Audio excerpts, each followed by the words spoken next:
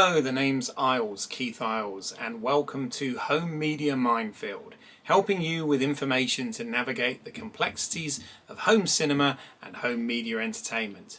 And for today's episode, I am going to be looking at the Blu-ray of the Daniel Craig James Bond film Skyfall, which was released in 2012 to celebrate the 50th anniversary of the James Bond franchise. Now, this has been released individually in a number of different packages, as well as parts of various James Bond collections. It's currently available on 4K UHD, Blu-ray, which is the one I have here, and DVD, although it's worth noting that the DVD version has fewer featurettes than the other formats. Today I'm going to be focusing primarily on the Blu-ray release, but I'm going to also give some of my thoughts about the 4K UHD option as well. What's also interesting to note from the release of Skyfall on home media here in the UK is it's one of the rare instances where you actually get a digital copy of the film included as well, which I thought I'd mention.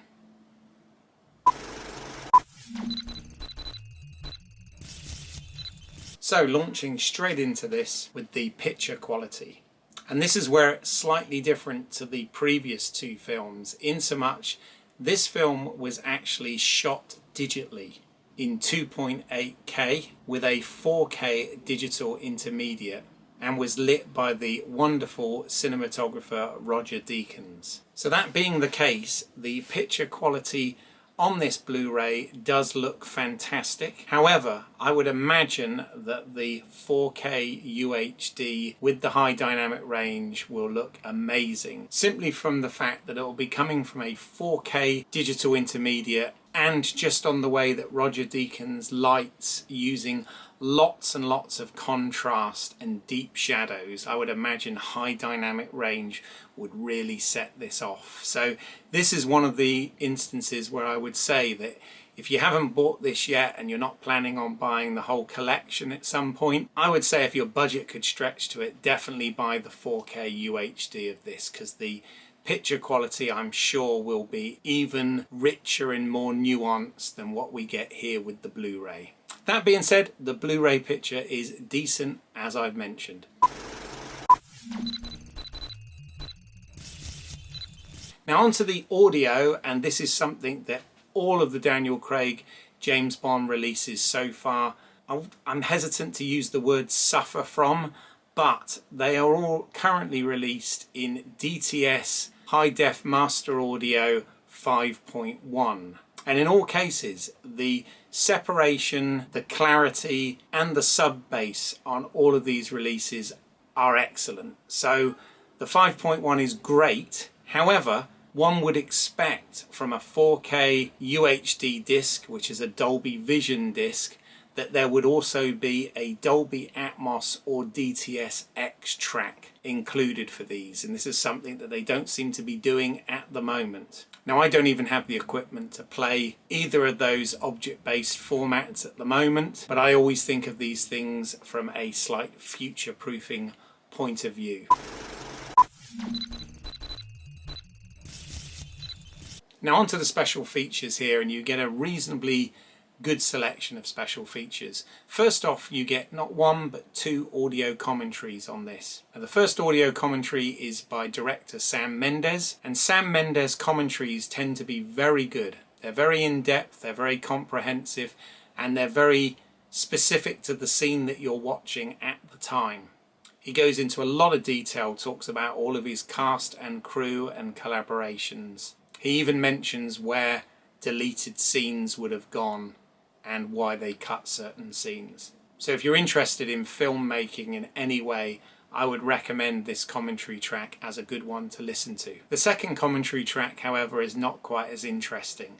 The second track features producers Barbara Broccoli and Michael G. Wilson, and they are joined by production designer Dennis Gassner. Now, I know Michael Wilson and Barbara Broccoli talk a lot about the Bond films and are always very good to be interviewed on this. I think in this case they were kind of maybe a little bit bored and just going through the motions on the day, because they tend to just talk about what is actually going on the screen, with a lot of pauses in between. Don't get me wrong, there are some interesting stories and tidbits along the way which do make up for it, and certainly Dennis Gassner has some interesting stories and insights to add, but it's definitely not as full a commentary as the Sam Mendes track. Then you get a number of featurettes which come to about an hour in total, called Shooting Bond, and this breaks down all of the aspects of the production, from the prepping and writing right the way through to the post-production and scoring. You hear from a lot of the cast and crew, and as always with these things, some of the information you find out is repetition from what you hear in the commentaries, but a lot of this is backed up with some interesting behind-the-scenes footage. So when watched in its hour-long segment, is actually quite worthwhile. And then rounding this off, you get the theatrical trailers, and you get a 5-minute piece about the premiere at the Royal Albert Hall. And that is about it.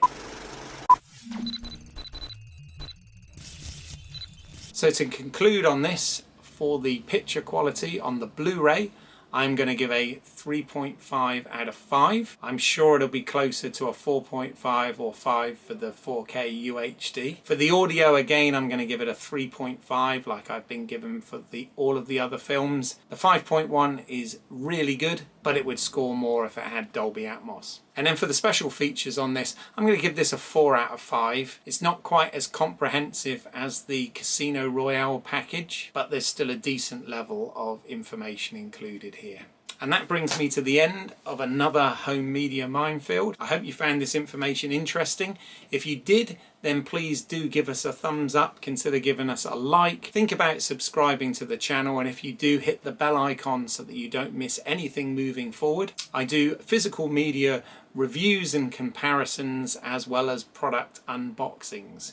If there's anything in particular that you'd like me to review, or you've got any comments or questions, please put that down in the section below and I will see if I can help. But in the meantime, I thank you for your time and I will speak to you at the next Home Media Minefield. Bye for now.